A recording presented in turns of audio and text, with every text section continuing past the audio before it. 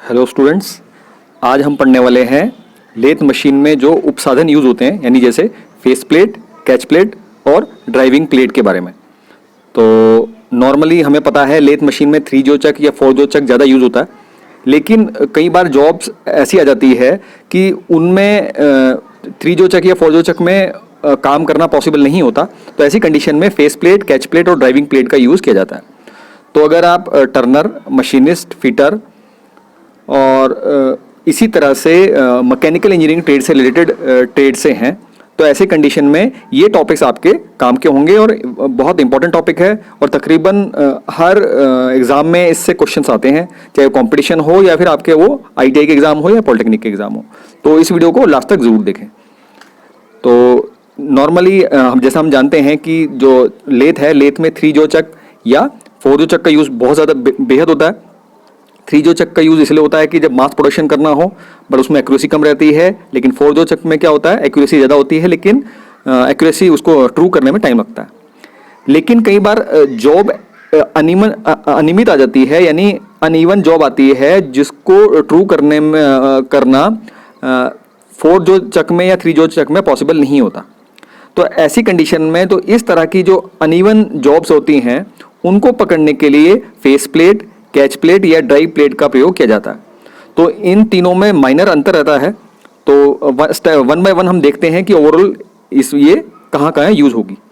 तो पहले face plate पढ़ते हैं। देखिए, फेस प्लेट यह कास्ट आयरन की गोलाकार प्लेट होती है।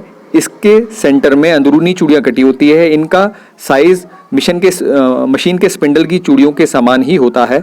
इसके फेस आयताकार व टी आकार के स्लॉट कटे होते हैं। यह फेस के अनुसार निम्न प्रकार के होते हैं।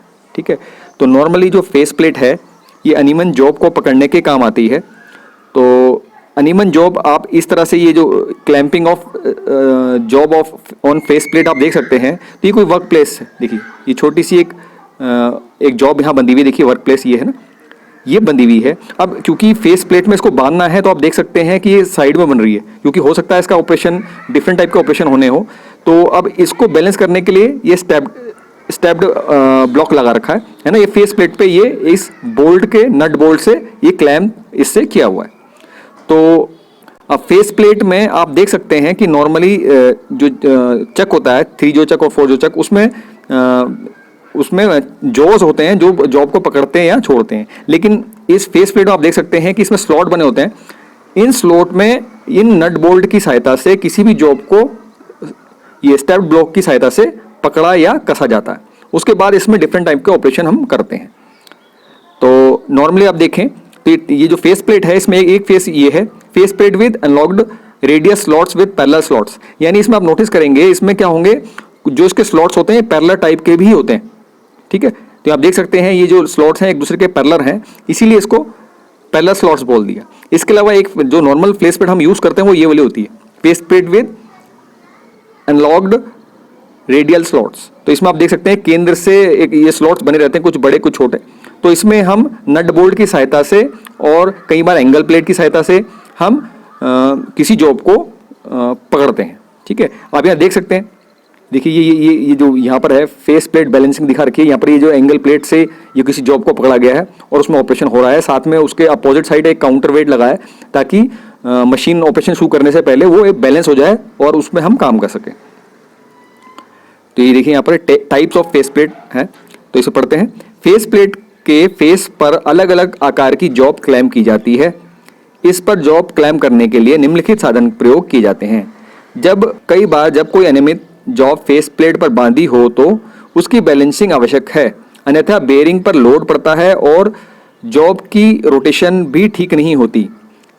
इसीलिए इसके बराबर भार लीड वेट बांधा जाता है, जैसे काउंटर वेट भी कह सकते हैं। नॉर्मली हम लोग तो इसको काउंटर वेट कहते हैं। यदि जॉब भारी हो तो वेट फेस प्लेट को उतारकर वर्क बेंच पर रखकर बांधते हैं, जबकि छोटी जॉब की बैलेंसिंग वहीं पर कर दी जाती है। तो जैसे कि आपने इसमें देखा, यही बातें मैं आपको बता चुका हूं कि भाई जो अनिमन जॉब्स होती हैं उसको क्लैम्प करके इसमें ऑपरेशन के लिए हम फेस प्लेट का यूज़ करते हैं। और कई बार जब जॉब अनइवन होती है और थोड़ी भारी होती है, तो ऐसी कंडीशन में अगर जॉब बहुत ज़्यादा भारी है तो हम उसको फेस प्लेट को उतार के बेंच वाइस वगैरह में रख के या वर्किंग टेबल पर रख के कस के फिर उसको उसमें जोड़ते हैं। अगर छोटी जॉब है, हल्का वेट है, तो ऐसे में हम उसको जो उसके फेस प्लेट में वहीं कस देते हैं और काउंटर वेट लगा के उसको बैलेंस कर देते हैं।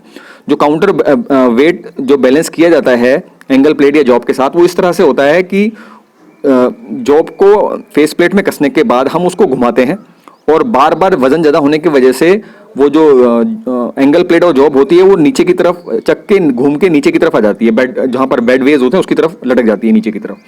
तो हमें उसके जस्ट अपोजिट जो काउंटर वेट होता है लगातार वेट बढ़ाते हुए लगाना पड़ता है जब तक ऐसी कंडीशन ना आ जाए कि जब हम चक को घुमाएं तो चक को घुमाने के बाद वो लगातार घूम के किसी भी जो वेट जो एंगल प्लेट और जॉब लगी हुई है किसी भी एंगल में किसी भी पोजीशन में रुक जाए।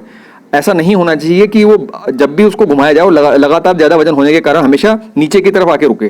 तो जब भी आप काउंटर वेट लगाएंगे तो आपको ये ध्यान रखना है कि काउंटर वेट बढ़ाने के बाद जब तक वो बैलेंस नहीं होगा तब तक आपको उसको एडजस्ट करते रहना है। और बैलेंस होने की कंडीशन ये होगी कि जो ये देख रहे हैं ना प्लेट, ये एंगल, तो फ्रीली जब उसको गियर हटा के आप फ्रीली घुमाएंगे तो ये कहीं कभी एक बार घुमाने पे वो यहाँ रुक जाएगा, कभी वो यहाँ रुकेगा, कभी वो यहाँ रुकेगा, कभी वो नीचे रुकेगा। तो इससे क्लियर समझ में आ जाएगा कि जो हमने एंगल प्लेट बांधी है और जो काउंटर वेट बांधा है ये बैलेंस हो चुका है। ऐसी कंडीशन में जब हम मशीन को ऑन करेंगे तो इसमें किसी भी तरह की कोई बेरिंग लोड नहीं पड़ेगा। जो बेरिंग लोड लिखा है ना, ये केवल तभी पड़ता है कि अगर हमने काउंटर वेट नहीं लगाया और खाली एंगल प्लेट में ये जॉब बांध के चला दी तो जब तेज घूमने पर क्या होता है उसके सेंट्रीफ्यूगल जो फोर्स होता है वो जॉब को बाहर की तरफ धकेलेगा। तो ऐसे में जो उसकी घुमाव होगा चक के उसके ऊपर हेड स्टॉक के ऊपर वो स्मूथली नहीं होगा, वो जर्क लेके मारेगा। तो अगर उसकी स्पीड लगातार हमने बढ़ा दी तो वो ये जर्क बहुत ज़्यादा हो जाएगा और आप उसको उसके वाइब्रेशन को लेथ में महसूस कर पाएंगे और ऐसे में वो बेरिंग डैमेज होने की संभावना भी रहती है, साथ में उसके एक्सीडेंट होने की संभावना भी रहती है। तो इसीलिए फेस प्लेट में जॉब को बांधने के टाइम ये प्रिकॉशन जरूर रखनी है जो मैंने अभी ऊपर आपको बता दी। अब देखिए कि बैलेंसिंग करते टाइम क्या क्या चीज़ यूज़ हो रही है। देखिए क्लैंप, ठीक है, मैं दिखा देता हूँ आपको। देखिए कैसे हम कैसे यूज़ कर रहे हैं। सबसे पहले आगे क्लैंप देख सकते हैं। तो आप देख सकते सिंपल प्लेट है जिसमें एक साइड होल होता है, ये जो नट बोल्ट की तरह जॉब को हम इसमें कस देते हैं। साथ में अगेन इसके क्या है, स्टेप ब्लॉक है, इसके जस्ट सामने देखिए एक स्टेप ब्लॉक है सीढ़ी की तरह। तो क्या होता है इसकी हाइट से हिसाब से वो मैच हो जाता है। मैच होकर जब उसको कसते हैं तो बिल्कुल सीध में ये वर्क जो जॉब को है वो अच्छे से पकड़ लेता है। वर्क प्लेस कह लें या जॉब कह लें, दोनों बता दिए मैंने। तीसरा फिर एंगल प्लेट।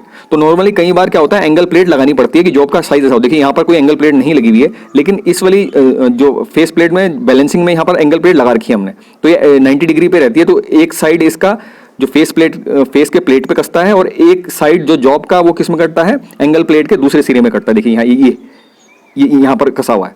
तो ऐसे में ये इसको कट देती है। तो ये इसीलिए यहाँ पर जो एंगल प्लेट की जरूरत पड़ती है कई बार जॉब को पकड़ने में फेस प्लेट के साथ। यानी एंगल प्लेट का और फेस प्लेट का हमारे पास होना ज़रूरी है। तो कभी भी किसी भी तरह का इसमें इसका यूज़ किया जा सकता है। उम्मीद है आपने ये वीडियो लास्ट तक देखी होगी। तो इस वीडियो में मैंने आपको फेस प्लेट बताया है, और तो नेक्स्ट वीडियो में मैं आपसे बात करूंगा ड्राइव प्लेट के बारे में और कैच प्लेट के बारे में। फिलहाल इस वीडियो में इतना ही। नेक्स्ट वीडियो में नेक्स्ट टॉपिक से आपसे फिर मुलाकात होगी। नमस्कार।